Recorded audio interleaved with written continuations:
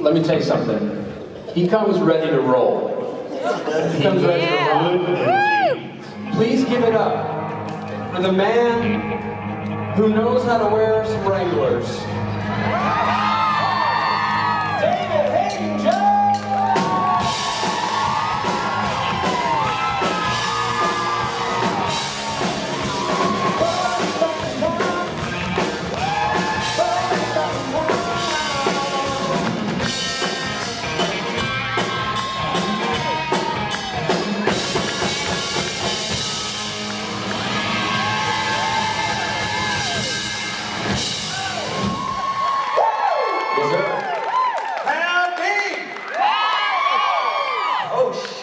Dallas is ready to roll. Oh, I like this. Hi. Hi. What's up, guys? I like that. What is this? Yeah, didn't hear that. It's gotta be the jeans. Gotta be the jeans. I believe it was, I think that was the boot scooting book. That was a little boot scoot, I think? Yeah. A heel and a toe. And a heel and a toe. You look great. Well, thank you. I look like something. That's it. So, just so you know, everyone asks me when it comes to Nashville and Dallas, this is probably going to be my last time I wear my cowboy cosplay. I've officially retired the chaps. I know. You just can't go to the chap well too many times. Yeah, well, it says way more about you, madam. You are chap positive. I feel that. But I don't know if you know where I come from. I'm actually, I'm from I was going to say the Alberta of Texas. Look at all that boot scooting going out of breath. I'm from the Texas of Canada, which is Alberta. Yep. So I grew up around rodeo and ranchers and oil. And so I don't usually get to wear my longhorn belt buckle, my boots. So I was like, you know what? One last time for a last rodeo here in Dallas. Because we're not coming back here. We're going to Austin next year? Yeah. You'll be there? I don't know if I'll be there. You better. Let my masters know. But for the VIPs in the front, where my VIPs at, I've already lost my balls. Well, misplaced my balls. I was playing with my balls. This will all make sense, double entendre enthusiasts. They're in my bag. What? Now, balls. You basically what they had in the VIP meet and greet was all cookies. Someone made cookies with phrases from Supernatural, right? And balls is of course from Bobby. Thank you. I was gonna get that support. That was good. I just love it that Beaver says balls. That's all I have to say about the double entendre world. But they gave you these cookies, and for some reason it came out wrong, and then you were like, "Here's the thing," and then we laughed. But no one else is. They were there. This is very inside for the front row. But anyways, for the rest of you, it's very rare I do a solo panel. I usually do them with Adam Fergus or Gil. And now I can't blame any naughty double entendres on the other guy. So we have a choice to make, folks. And the panels are only as good as your questions, so please don't be afraid. Usually what happens is we run out of time at the end, there's like 10 people in line. We can either have a very supernatural body panel, or we can have a nice wholesome Hallmark panel. So you all decide. And there's a ghost sitting in the audience. I just saw this. It's a phantasm. I love this audience. It's fantastic. Well, anyways, my name is David Haydn-Jones. I play a person named Arthur Ketch on a show called Supernatural. You've heard of me. Well, let's take, is this Twinkle Toes? It is. Hi, Danny. Hi, David. What's up? Nothing. I was just going to say you look very catching. I'll take all the puns. I feel like this is a very pun-positive audience. Oh, for those of you who weren't here last year, I hit it with that last year too. But I just wanted to ask you what your favorite dessert is. Ooh, favorite dessert. I gotta choose carefully. I'm not a big dessert guy. You know, who here is the salty people, like chips? Chip people? Salty? Yeah. And who would be like, take chocolate and dessert? Oh, I like both. So it's about 50-50. Together. What about both? Yeah, salty chocolate. And what people here are whiskey drinkers? There we go. We got our answer. I gotta say, on a desert island, only one dessert for the rest of my life. I gotta go with a strawberry rhubarb pie with vanilla ice cream on it. The delicious home-baked strawberry rhubarb. You get the salty, you get the sweet, you get the tart, and then of course you get the vanilla ice cream.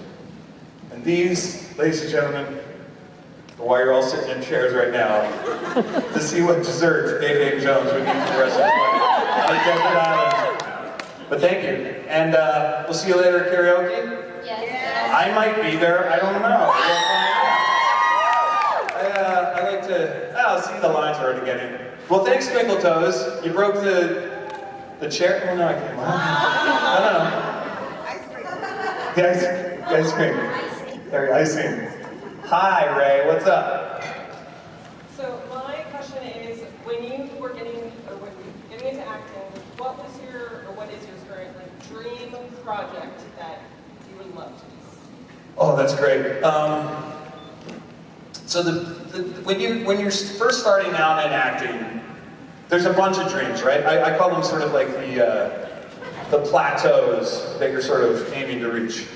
So when I first started out, I just moved to Toronto from Montreal, where I'd already started doing a little bit of theater at McGill University. And so it was just, the first dream is, can you audition for something and get the role? Because that's a big thing. Who here has ever auditioned for anything? Like yeah, right? It's nerve-wracking. It's an intense emotional experience. I was in an acting class with a Marine, no joke, who had done 3 tours of Afghanistan, and he said he got more nervous on stage than he's ever been in his life. And they've done studies on public speaking about how about nerves and all that sort of stuff. I still get a little butterflies when I come out here. You know, don't think I'm all confident in my cowboy kinky cosplay. Oh no. So then the next thing is, can you audition and get paid? Because that's the other thing. Because then you're like, okay, well I can be in little theater and shows at school. What can I get paid for? And I got my first. This is kind of a cute story, I think. I got my first national Canadian commercial, and it was and it's a big deal to get a union job, and you get a credit towards either your pension and your health care. And it was for H&R Block. And it was me and this other woman, and it was the Witness Protection Program. And they flew us to Miami for 5 days in the middle of January in Canada. So you're already like, fuck yeah! And they put us up in Madonna's hotel when she owned a hotel on South Beach. And we shot for half a day. We got to just party the rest of the shoot. So I'm like, I was 23 years old. I just set up a shingle. We were like on a Miami beach. We're partying with in Madonna's hotel. And the commercial comes on. I'm so excited to show my friends and family. It's going to be on all the channels in Canada. And because the whole joke of the thing is that I was running away from my taxes, my whole face is pixelated through the whole commercial. I didn't realize the whole bit was they put me in the Witness Protection Program. So there's my big first job, you know, and I'm so excited it's going to be international on TV and my face is pixelated. But that's the sort of thing you get, like, the thing with film and TV is there's all these peaks and valleys, right? You know, there's wins, there's losses, there's everything crazy in between. The second dream, the third dream was, can I make a living just at this, as just being a performer? And that's a huge deal. Do we have any aspiring actors or entertainers in the house? No, good job, don't do it. How many TikTokers? There we go. Oh yeah, acting is kind of sort of like an ancient art form now. The other one was like, could I make my living? Because I had so many different kinds of part-time jobs. I never did food, but I did a lot of tech support. I did call center stuff, because I could do it at night. Did someone just have like a PTSD groan over here? Like, I said call centers and they go, oh, the existential crisis of the headsets and the VRUs. Yeah. Oh, man, I have some tech support stories. And then the big deal was in 2005, 2006, I got my first lead in a TV movie, and I got my first lead on a series. And then that was sort of like the big roll-up. And then, no joke, then you get on a hit show, and I think you know what show I'm talking about. And then you have this whole wonderful community. So the thing for me was, it's kind of a weird idea. It was always just plateaus and scale. And I was actually talking to Gil about this. The first dream come true is when you can just make your living as an actor. Everything that past that is scale. And then to be involved with a show like this, you can't even imagine globally the people I've met in Germany and France and Australia, New Zealand, England, and the breadth and depth of you as an audience, because you're the ones that make this all work, right? The show is nothing without every single person here. And so then to be tapped in, I'll never forget my first Supernatural convention.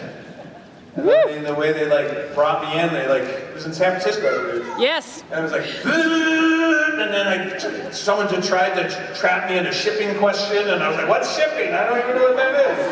And I found out about AO3, and I was like, what's happening? Everything, apparently. So, for me now, I think the thing is, the other thing is it's so hard when you get spoiled kind of, I had, before the pandemic, I had like this big State Farm thing, and I had a movie, and then I had Supernatural all going at the same time, and then it all stopped. And I think the lesson there is, which I've always tried to do, is you stay humble, every job is a good job, put your head down, do the hard work, and good stuff happens. So, I had 2 gigs I lost last year. I told the VIPs this due to COVID testing and COVID protocols and borders and stuff. So I'm just thinking positive and just find out what the next thing is, and we'll go from there. So my next stream is the next job. So there you go. So wish me luck, everybody. Send me some good juju. Because that's the thing with actors. Unless you're really famous, we're all unemployed. So. Hello, David. Hi. Back to Dallas. Thank you. So my question is, what's a food you say you don't like even though you've never tried it? Are you calling me a food bigot? I'm a very picky eater, so I say that a lot. Like, Oh, do you? Give me your famous one that you've never tried and you say, I don't like that. So everyone's going to give me a bunch of crap for this, but I used to say I hated avocados, and I'd never tried them. And then I did, and it's the texture for me, I don't like That I get. I used to have that same thing with avocado. And I just kept feeling it's so healthy for you, it's so good, healthy fats and that. And then I sort of just grew into it. Who's here? Hi, where are you? There you are. Hi. I just want to say hi.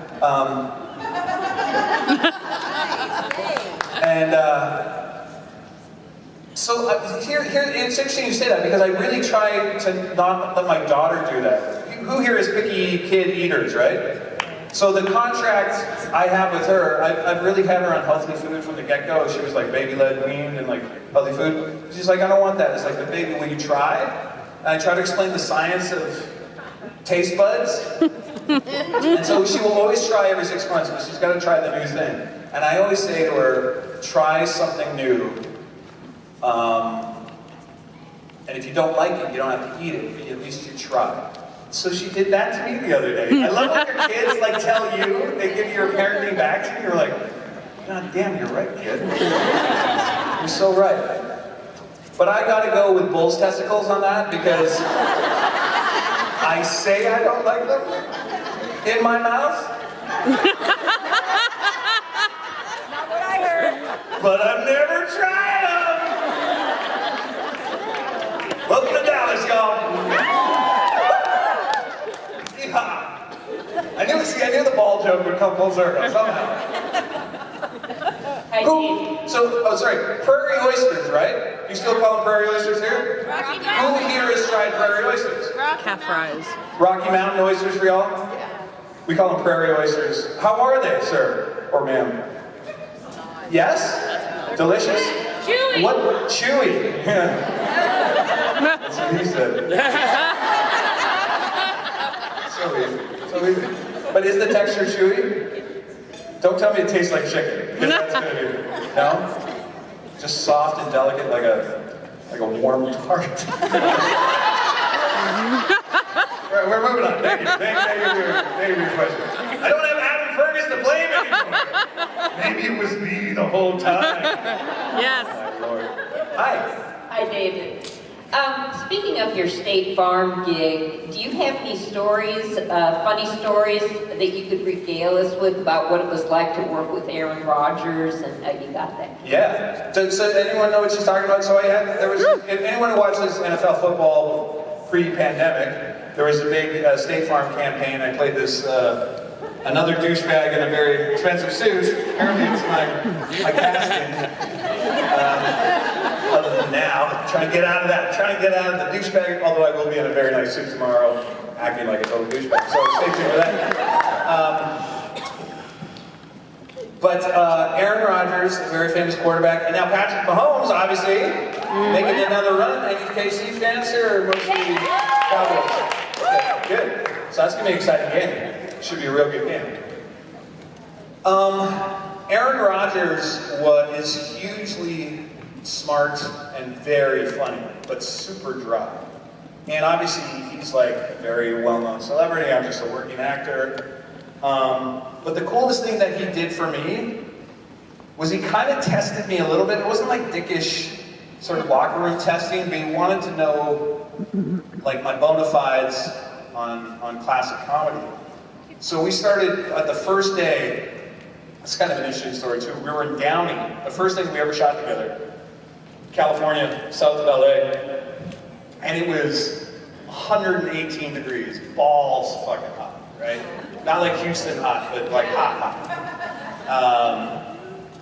And the whole thing was they were faking winter. We were supposed to be in Green Bay on the sidelines in January, and so they're putting a blue filter on, and I was wearing, I kid you not, a Canadian Goose down jacket, full three-piece suit, and a shirt, and a furry hat.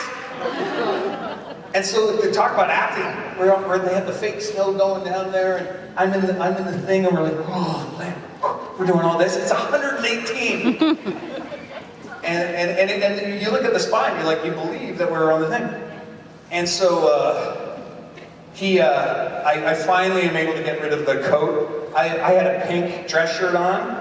It was like paper thin, like negative shirt. It was just see-through. and Aaron goes, hey man, if this acting thing doesn't work out, I'll certainly give you some singles for some stripping.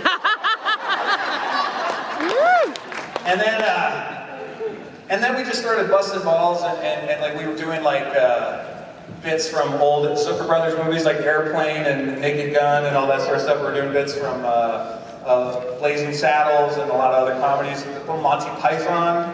So he was a huge student of comedy, so we started doing bits together. And once he knew I could put a play, he let me go full hog. There's this one where I think they only released it on the internet, but there was one where I was trying to remarket his cheat. I was like, his belt thing that he used to do, remember? Like the championship belt. And I just got into this like whole, let's make it out of cheese.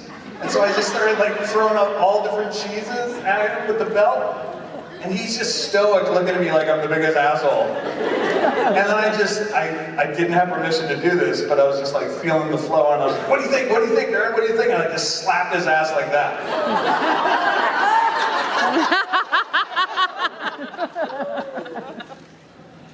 Don't ever do that again. And they used it in the spot, so it was great. And after that, he was putting kick me signs on my back, but it was fun. He was a really great guy. And Mahomes, that guy is legit as sweet and kind and a real humble dude.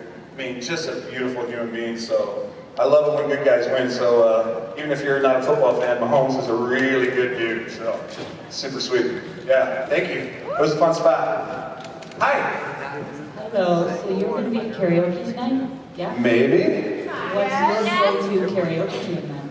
My karaoke tune, which I was lucky enough to do with the band a few times at SNS, is Faith by George Michael. Someone tuned it out there. Random noises. But for 2023, I'm working on a new party song. Like it's just an OG 90s, like hip-hop raise the roof song. I want to try to bust out and learn for 2023 karaoke. It's not happening tonight because I got to read it. This is the thing, Gil and I were saying, I got to work tonight. I got to work on top of my work. All auditions are coming in on the weekend now. We got to tape them, so I got script homework I got to do tonight. So I might be there, I might not. Let's find out. Let's see what happens. But the other one I used to do a lot was Tempted by Squeeze. You know, Tempted by the Fruit of Another. So we used to do that one. But let's see if we can get David Haydn-Jones' new karaoke song going this year. Like Bust a Move, maybe? No, I'm not telling him. I'm not telling him until it drops. But I got the lyrics right now, and I got the karaoke track, and I'm practicing. So that's all I'm gonna say. But it's not dropping tonight, so don't get all excited. Or not excited. Fearless choice. Hi, brother. Good, man. My wife's a little shy, but she's up here recording you on the front row here in the gray hat. She requested that I ask you to sing Chupacabra. Okay. Excellent. Shall I say it in Ketch's proper accent? Love it. Chupacabra. So you want to know a fun fact about Chupacabra? We're getting double entendre territory here. So when I was going chupa, chupa, chupa, chupa, chupacabra. Apparently chupa chupa in Spain means sucky sucky.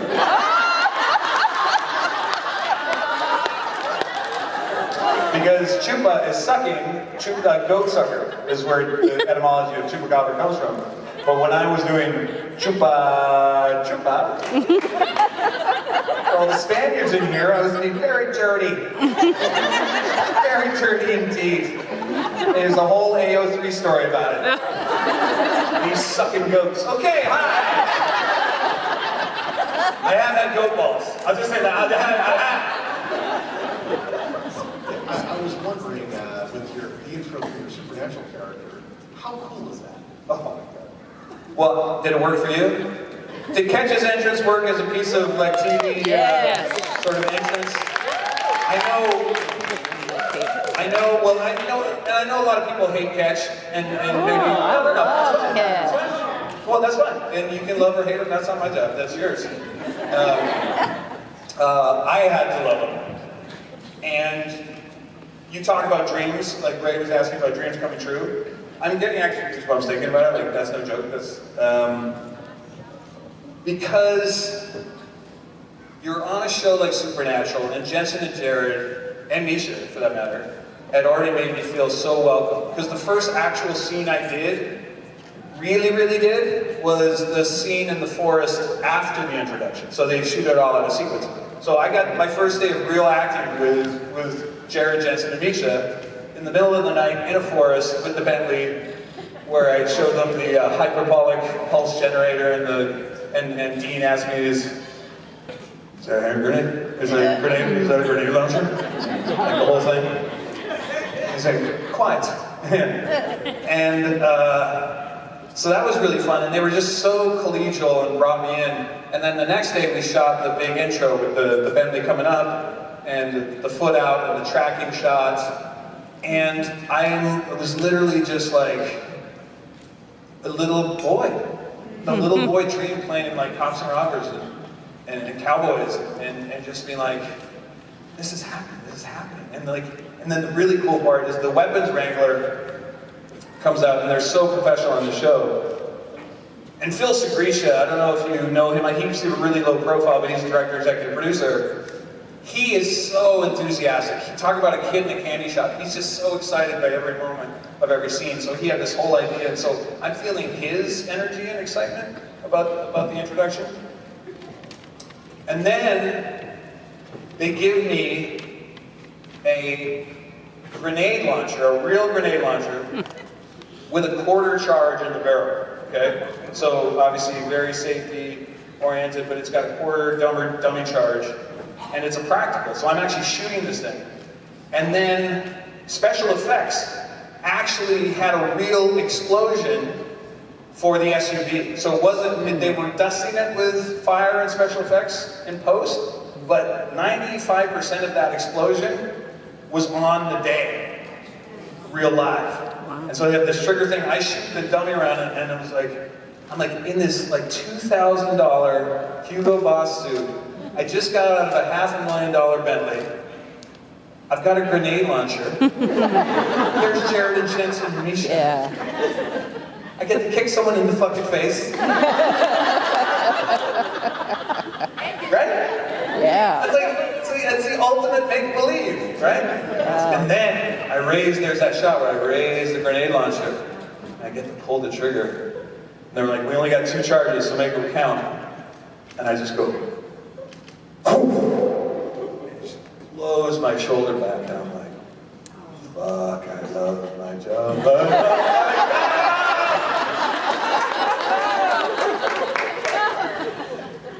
Giddy little teenage boy, right? Yeah, so it was a great day, and the rest was just all up from that, and it went well. And the crazy thing was, the other memorable part I remember from that, because we were chasing the day too. So the other stress was that we had to get it in one take. There was a few little pop-ins, but like it was mostly one tracking shot. And we're also chasing the day. So I'm just like, oh my god, make sure you get this right, because you feel all that pressure. And when they blew out the SUV, all the glass started popping. Because it was hot enough, the fire was still raging that the glass was popping. And I remember Jared and Jess be like, is that real? Oh, we're getting the fuck out of here. We'll be in our trailers. But not like in the diva way, just be like, no, we're not having any part of that. I'm just like, I had just been standing, like when you see that fire behind me, that fire is real. It was hot, and it was popping. Like, watch that again, just knowing that that was legit. But yeah, so thank you for letting me talk about that, because pretty great day in an actor's life. I bet. Big deal. Yeah. Hey! My question is, if you could wake up tomorrow with one physical change, what would it be? It's a trap. So you're talking about balls. I would not want elephantitis, so I definitely know what I don't want. Did someone say why? Who are you? What? What? I'm not even touch it. Oh, shut up.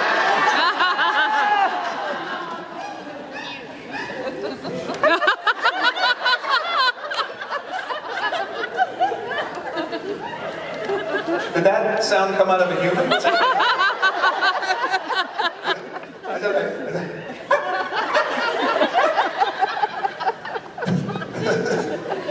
You can always trust this audience for good testicle humor.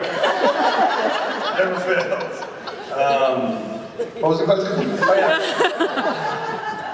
Oh my gosh. Oh, we already know. Do we? No, you don't know. You don't know. This is gonna sound so airy-fairy, woo-woo. I can totally make a joke about it. But I think all of our job is to wake up every morning. We can always find the things that are wrong with us, but we need to fall in love with the people who we are and how we were born and the bodies we live in. We can change them, but let's not shame ourselves, and let's love ourselves every day. So I gotta deal with this big stupid head. It's okay. It's my big stupid head. And it seems to be doing okay on the TV, so exactly. Listen, body dysmorphia is a real thing, and then when you're living on camera, it's even more of a real thing. And we've all found our favorite models, dancers, actors, singers, songwriters, who you're like, oh, why'd you go do that to yourself? Yeah. And it hurts us. That's right. In our souls a little bit. And I think the camera is a fickle beast, and the ego is a fickle beast. And I would love a huge cock. So there you go.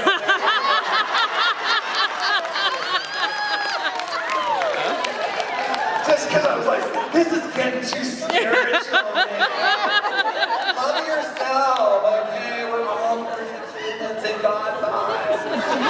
I love you, baby Jesus! Made in your image, baby Jesus, with the horse cock, okay. Hi, David. Everyone signed a waiver, right? These are live adult stand-up comedy events, right? We're not canceling on the Twitter anytime. And we were saying that you're so funny. I'll tell you what, thank you. And going back to the chupa thing. Yeah, oh, I hear the accent. Oh no. In Spanish, you say chupar for drinking. Oh. For in Mexico. Okay. So Yeah. it's Mexican is chupa. Chupa? Yeah, you can say still drink, but we say. Do Mexicans have a dirty version of chupa chupa? No? Or is that only in Spanish? Yeah, we do. My question is.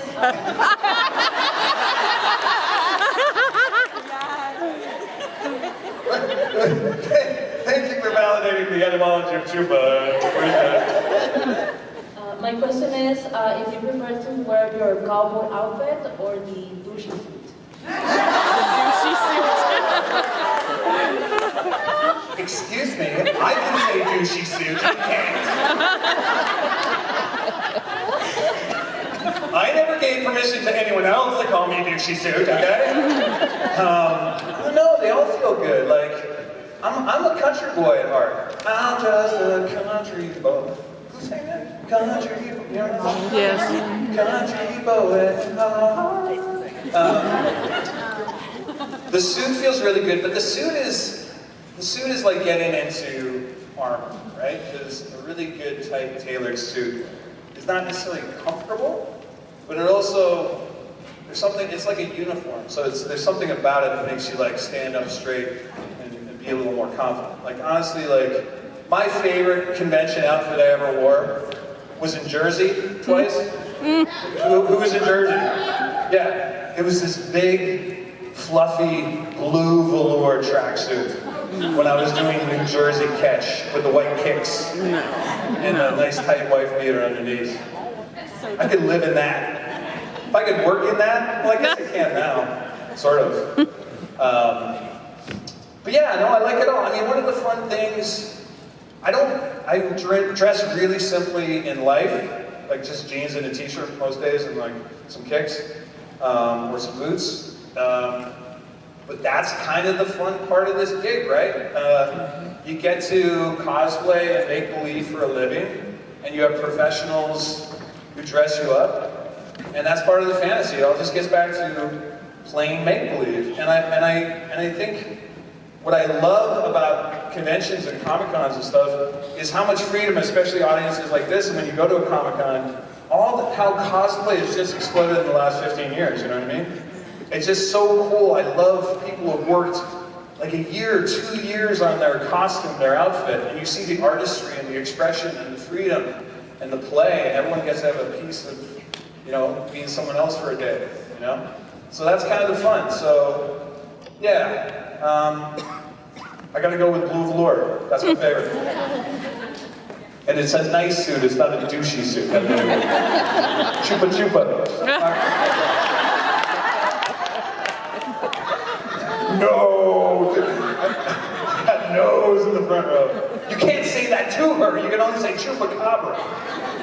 Hi. I keep changing my mind about what I'm going to say, but I love you in Hallmark, I love you in Supernatural, and I can't quit thinking about what you were saying about your balls. On a very merry Ketch, you can jingle his balls. What? I can't even put the mic close to your face. I didn't hear the question. You can't even hold it close. I was just saying that when you were talking about how you were playing with your balls and I teach kindergarten, I can't help it. Anyway, I was wondering if you ever let anybody else play with your balls, and it's my birthday.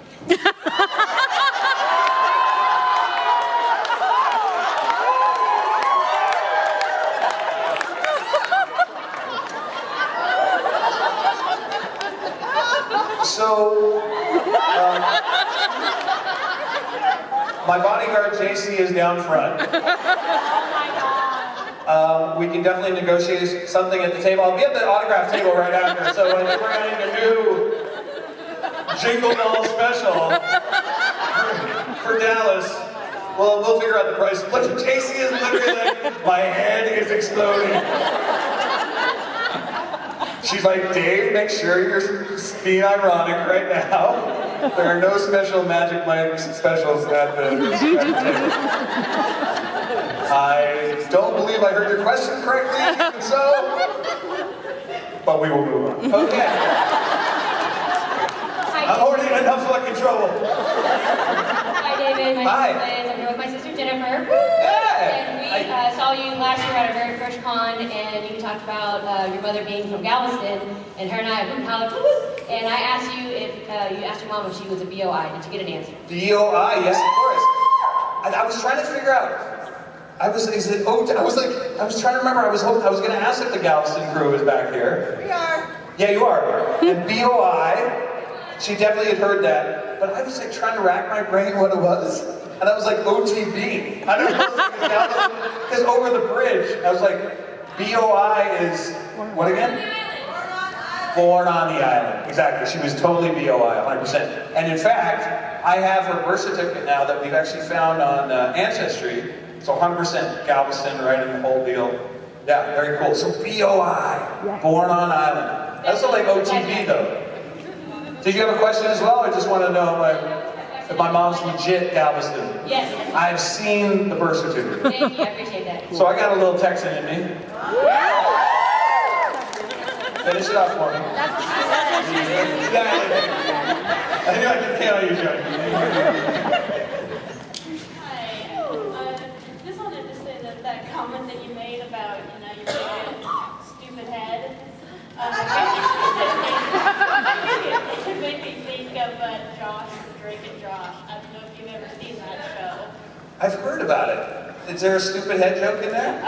Well, one of the characters, Josh, they're always making comments that he has a big head. Well, listen, who here has a big head? Like hat size? And I think it's gotten bigger as I've gotten older. Like, I need a double XL or a 7/7/8, because my Stetson is a 7 7/8. That's a big hat. I'm almost an 8. My hat size. I know it's deceptive because actually when I style my toupee, I put little tiny mirrors in there which actually deflect light. And it's a very interesting special effect. Head minimizing. There you are. All the tricks of the trade. My question is, I didn't notice this until I saw you in the hallway, actually. I didn't know that you actually didn't have a British accent. This is so good. I love this. This is still my favorite thing when people come up. I think you're the 4th person. I always feel like because, well, you always think that everyone's seen all your things on the internet, but like, why would they? Not everyone goes to the internet to do the thing, right? And very few people are on social media than we think. And I'm always surprised that the magic trick of the accent has worked for some people. And my favorite thing was I was shitting bricks and so nervous because my first ever convention where I was going over as Mr. Ketch was in Blackpool, England. And so I was like, okay, this is going to be it. Did I pass the test? Because it's like, and I got to say, I had like a 90% plus approval rate. Oh, great. Well, the thing is, too, that even when UK actors are doing a posh British accent, they're putting it on, too, because they're really only about 3%, including my uncle, still speaks in a very Oxford, Cambridge what's called received pronunciation, which is the old Kings and Queens English, right? Or which is done for the stage, or used to be for the BBC presenters and the like.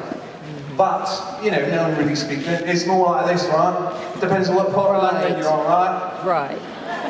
South London, and we've got the... Oh no, we've got the Yorkshire accent from the north. You know? And then if you're up with my dad, it's a nice Welsh sing-song accent like that, you know, in from northern Wales. But I don't think Ketch would sound as scary. If he was like, oh Mary, you're better shag than my sheep on the mountain of Victoria.